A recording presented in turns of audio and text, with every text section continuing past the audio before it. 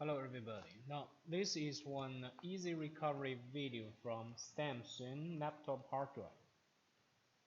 Let's open the DFLDDP data recovery program. Power on the drive, and within the log window we can see the searching completed and the arrow status registers. No one. And here we can see the DRD and DSC status registers are green.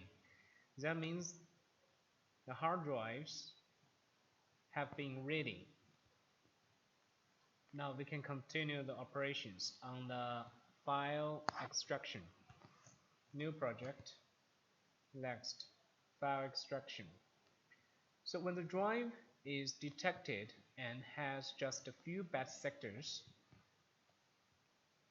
and we can use file extraction directly. If the hard drive has a lot of bad sectors or suffer weak heads, or the drive has head swap within the clean room, so we usually use the disk image the good heads and stable heads first, and then image the unstable heads. So this is the difference between the two options. Now for this Samsung laptop hard drive with just few bad sectors, we can simply use the file extraction and then click OK.